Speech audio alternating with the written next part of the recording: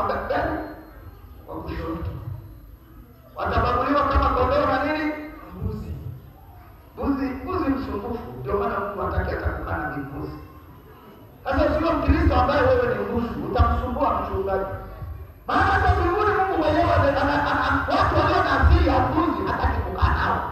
Mbuzi ni msumbufu, hali majani mahali pamoja, anakula hapa kidogo, anakimbia hapa, anakula hapa kidogo, anakula. Ndio maana mbuzi na kondoo hata mbinguni watatengwa. Amen. Watu wa Mungu wanaelewa. Amen. Muulize mwenyewe, wewe utawekwa kwenye kundi la mbuzi au la kondoo? Akushike tu, mimi ndiye naongoza ibada hii. Mwambie utakuwa kwenye kundi la mbuzi au la kondoo. Maana utakwenda kwa Mungu mbuzi wewe utamsumbua Mungu. Sema amen. Amen. Yaani kama mbuzi huko duniani anamsumbua mchungaji wa mbuzi, ndio atakayemsumbua Mungu.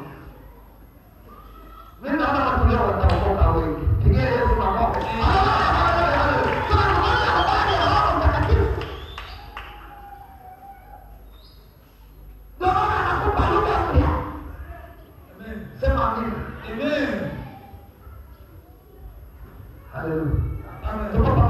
Anakupa lugha ya mbinguni.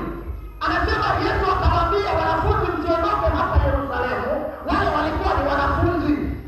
Walikuwa sio wapagani, wanafunzi. Mpagani akaenda pale gorofani kuambiwa usiondoke. Hakuna pagani alienda pale gorofani, pale Yerusalemu. Bali ni wanafunzi, akina Petro, akina Yohana, akina sijui nani na nani na nani. Walifika 120 wanafunzi wa Yesu. Mwambie mwenzio wewe wanafunzi wa Yesu.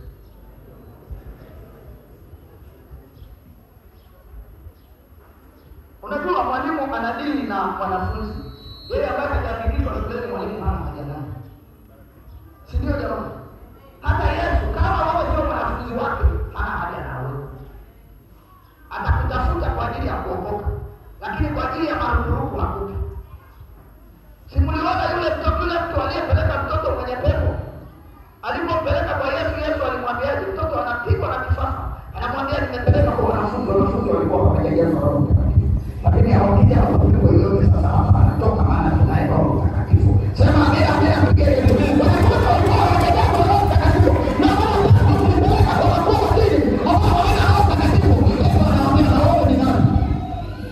Anashika kujibu kwa mimi. Sio? Yesu akamwambia yule mwanamke atakuta kuhusu wanafunzi wako. Huyo anataka chakula cha watoto. Huyu hapana. Unga roho hakuna chakula. Hivi wewe nikuulize, wewe si unasoma? Hivi shule unayosoma uende kwenye shule nyingine. Kwani mwanafunzi hajakwambia na mimi ni mwanafunzi nasoma kwenye shule hii. Hii inawezekana?